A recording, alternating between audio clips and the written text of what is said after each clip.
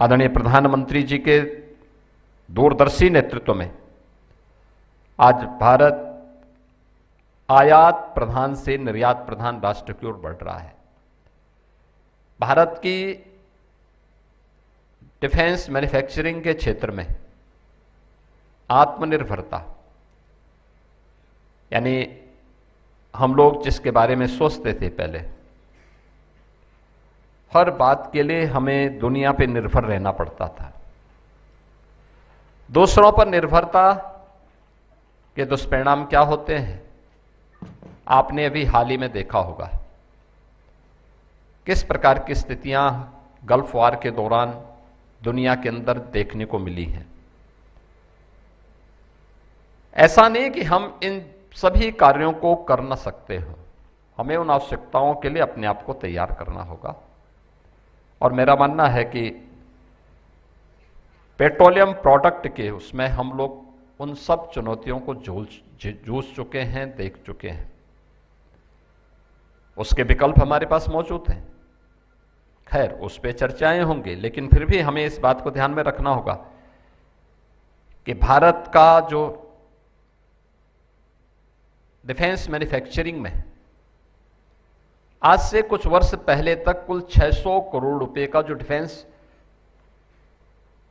उत्पाद हमारा निर्यात हो पाता था, पिछले कुछ वर्षों के अंदर जो प्रयास प्रारंभ किए गए हैं, आज उसका परिणाम क्या है। भारत 38,000 करोड़ रुपए से लेकर के 50,000 करोड़ रुपए के रक्षा उत्पाद को निर्यात करने की सामर्थ्य विकसित कर चुका है और इसको तत्परता के साथ आगे बढ़ा रहा है और अपने मित्र देशों को भी ये उत्पाद उपलब्ध करवा रहा है। हम सब इस दिशा में आगे बढ़ने के लिए तैयार हैं और मुझे बताते हुए प्रसन्नता है कि उत्तर प्रदेश ने जो अपने 6 strategic nodes defence industrial corridor के अपने यहाँ विकसित करने की कार्रवाई प्रारंभ की है, उसके बेहतरीन परिणाम आए हैं। लखनऊ, कानपुर, झांसी, आगरा, अलीगढ़ और चित्रकूट, यहाँ पे हमारे पास 35,000 करोड़ रुपए से अधिक के निवेश के प्रस्ताव आज जमीनी धरातल पर उतरते हुए दिखाई दे रहे हैं। सरकार ने हमारे बड़ा लैंड बैंक भी तैयार किया है। अपनी डिफेंस एंड एरोस्पेस की पॉलिसी के माध्यम से हर उस इन्वेस्टर को जो इस क्षेत्र में कार्य करने का इच्छुक है, उसे हम यहाँ पे उत्तर प्रदेश के अंदर इंसेंटिव भी उपलब्ध करवा रहे हैं, पॉलिसी का लाभ दे रहे हैं, लैंड बैंक में पर्याप्त लैंड उपलब्ध करवा रहे हैं। और मुझे प्रसन्नता है कि अलीगढ़ नोड छोटे हथियारों और रक्षा उपकरणों तथा अन्य सैन्य सामग्रियों के निर्माण के रूप में यह केंद्र उभरा है। इसके साथ ही कानपुर, जो परंपरागत रूप में कभी पूर्व का मैनचेस्टर कहलाता था, आज कानपुर में गोला बारूद, missile, defence textile and protective gear के निर्माण का कार्य और उसका केंद्र बिंदु बन गया है। अडानी डिफेंस सिस्टम हमारी हिस्टोरिक ऑर्डिनेंस फैक्ट्री जैसे बड़े संस्थान आज कानपुर में हमारी सैन्य शक्ति को सुदृढ़ कर रहा है।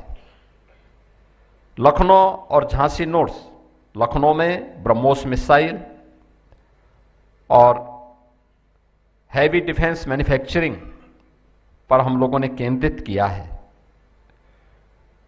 ब्रह्मोस एरोस्पेस की उपस्थिति सुनिश्चित करती है कि हमारी सेना नेक्स्ट जनरेशन सुपरसोनिक मिसाइल से यहां पे सुसज्जित हो चुकी है।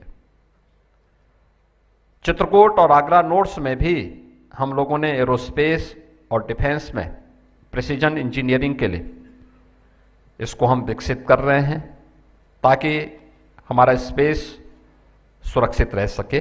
वहीं हम रक्षा क्षेत्र में भी आत्मनिर्भरता के उस लक्ष्य को प्राप्त करने की दिशा में प्रभावी ढंग से आगे बढ़ रहे हैं।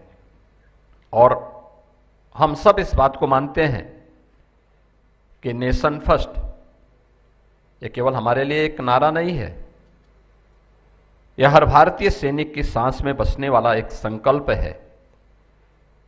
हर भारतीय के लिए यह जीवन का एक मंत्र होना चाहिए, क्योंकि राष्ट्र से बढ़कर के कुछ नहीं, यह हमारे लिए सर्वोपरि है। और मैं मानता हूं कि हमारे सैनिक सियाचिन की जमा देने वाली ठंड हो, रेगिस्तान की तपती रेत हो, घने जंगलों का अंधकार हो, या समुद्र और आकाश की अनंत चुनौतियां हो, जहां जीवन ठहर जाता है वहीं से हमारे सैनिकों का कर्तव्य शुरू होता है।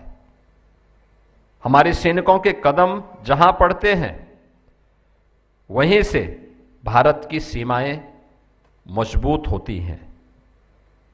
हमारे सैनिकों की जागती हुई आंखों के कारण पूरा देश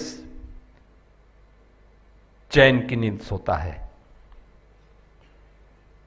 हम सबको इस बारे में देखना होगा। इस सिंपोजियम के माध्यम से हम इस बात पर जरूर गौर करें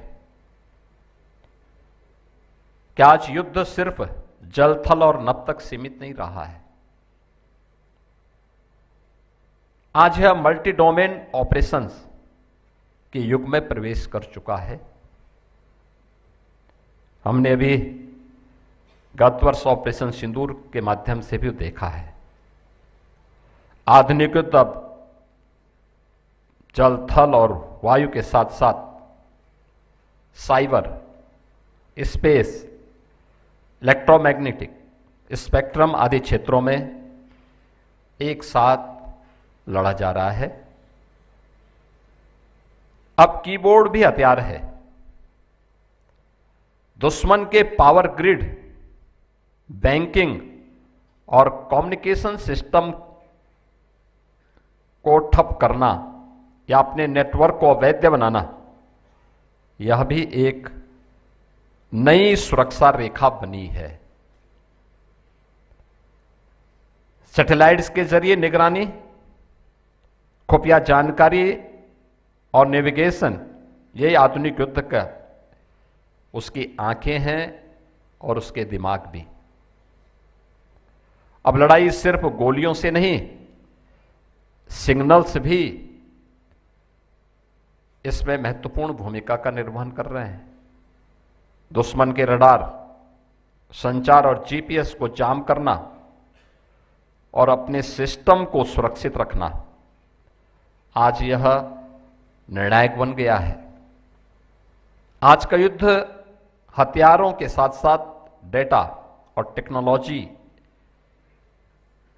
की भी भूमिका को हम सब का ध्यान आकर्षित करता है, और इसीलिए बहादुरी के साथ ही तकनीकी रूप से दक्ष, रणनीतिक रूप से सजग और मानसिक रूप से उतने ही अडिग रूप से हम सबको एक नई प्रेरणा भी प्रदान कर रहा है।